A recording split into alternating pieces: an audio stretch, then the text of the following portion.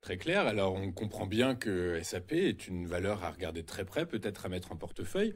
Mais globalement, vous allez nous dire la même chose pour ASML, j'imagine. Alors ASML, alors ce qui est assez curieux sur ASML, c'est qu'on a des métriques qui sont très très proches de SAP. On peut aller directement les voir, hein, c'est ça qui est peut-être le plus intéressant. Alors déjà 32 milliards, donc vous voyez 37, 32, on est à peu près sur la même grandeur. On a une progression du chiffre d'affaires par rapport à 2024 qui est de 14%, donc un peu plus puissant. Ça pourrait donner l'impression que c'est plus puissant en termes d'évolution, mais à vrai dire, c'est assez oscillant selon les commandes, hein, parce que ASML, pour rappeler ce qu'ils font, ils fabriquent des machines qui font de la lithographie pour poser entre guillemets des semi-conducteurs sur des plaques de silicium. Enfin, c'est très très complexe en technologie, mais en gros, c'est le vendeur de pelles. Sans eux, vous ne pouvez pas faire de semi-conducteurs. En gros, donc c'est quelqu'un qui est très important dans la chaîne de construction, bah, tout simplement de l'IA aussi. On est peut-être de l'autre côté de la chaîne. On n'est pas dans l'utilisateur, on est dans celui qui permet de faire l'IA.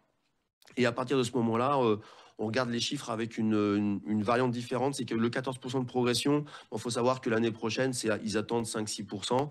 Donc, ça fait finalement un peu comme SAP. On est à peu près sur un 10% si on lisse à peu près les chiffres. On se rend compte qu'on est sur une dizaine de pourcents de progression de chiffre d'affaires. Donc, ils sont à peu près équivalents.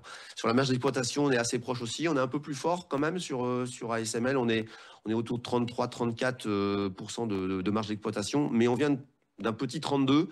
Donc là aussi, il y a eu un bon boost et le résultat est de l'ordre de 9 milliards avec un 7 milliards et demi l'an dernier, donc une belle progression de 22% cette année. C'est beaucoup moins fort que SAP évidemment, mais c'est récurrent, c'est régulier et on est sur un PER quasi équivalent puisque effectivement on est autour de 34-35. Ça a accéléré ce matin, hein, c'est à plus de 5% ce matin. Donc voilà, mais c'est dans sa moyenne et c'est peut-être le graphe qui va nous exprimer des choses par rapport à ça. Graphique, on est un peu au milieu de rien. Alors, j'ai tracé une sorte de couloir haussier long terme où on voit qu'on est à peu près au milieu de la borne, autour de 841 hier soir. Hein. Ce matin, apparemment, on est autour de 880. Mais je voudrais que vous regardiez, alors ceux qui ont de bonnes lunettes, de regarder le prix qu'elle valait, même période que je disais tout à l'heure. En 2009, elle valait 10 euros. Aujourd'hui, on est autour de 850.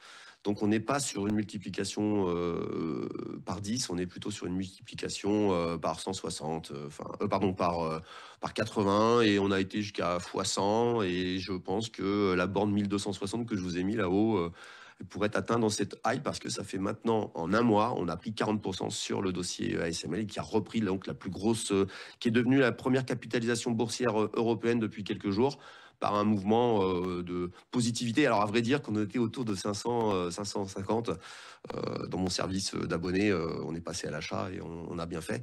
Et à vrai dire, aujourd'hui, je trouvais qu'à 500, c'était complètement délirant d'avoir une valorisation comme celle-ci. Et il se trouve que, bon, voilà, ça me donne raison, mais c'est un peu notre métier. Et je trouve que ce dossier est magnifique. J'ai tendance à penser que le graphique l'exprime par lui-même. On peut regarder l'autre, le deuxième, si vous voulez bien. On a des points de friction potentiels. Hein. On va arriver dessus. Hein. Je vous avais mis un prix à 900, mais on sera peut-être dessus aujourd'hui, ce matin. Mais aujourd'hui, le potentiel est plus pour ASML. Les investisseurs sont plus intéressés par le dossier parce qu'il a été trop peu cher fut un temps. Et après, il y a une hype. Et puis, bon, des fois, on déborde un petit peu. Et c'est pour ça que je pense que ASML a du potentiel encore à nous donner dans les prochains jours, dans les prochaines semaines. Écoutez Richard, donc on a compris que votre cœur balançait plutôt vers ASML que SAP. Ceci étant, comme vous l'avez dit, hein, les métriques, les variables, les agrégats financiers sont quasiment similaires. Donc voilà, quand il faut faire un choix, il faut se lancer. Mais en tout cas, ce sont deux beaux dossiers, si j'ai bien écouté tout ce que vous avez dit. Oui, il n'y a pas de souci. Mais c'est vrai que ASML, hein, je suis plus un partisan d'ASML parce qu'on est dans le vendeur de pelles, on est dans celui qui est indispensable. Et c'est même une valeur géopolitique aujourd'hui. Donc, à un moment donné, je pense qu'ils ne se trompent pas, hein. Les Américains, quand ils demandent à ASML de ne pas livrer certaines choses aux Chinois, on sent que ASML, c'est vraiment celui qui tient la technologie, qui tient vraiment la technologie, qui est vraiment centrale dans l'histoire. Ouais, exactement. Et puis le secteur de la tech est central actuellement. Encore ce matin, on a appris un méga deal entre Samsung et OpenAI. OpenAI qui va commander près de 800 000 puces à Samsung pour un projet Stargate.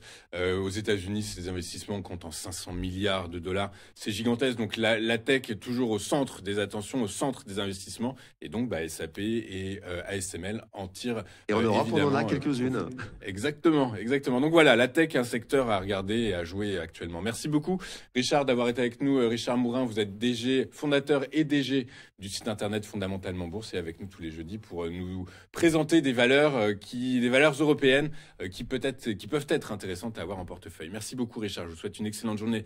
Je vous donne rendez-vous la semaine prochaine. Nous, de notre côté, on va marquer une courte page de publicité. On se retrouve pour la suite et la fin de cette édition dans un instant. À tout de suite.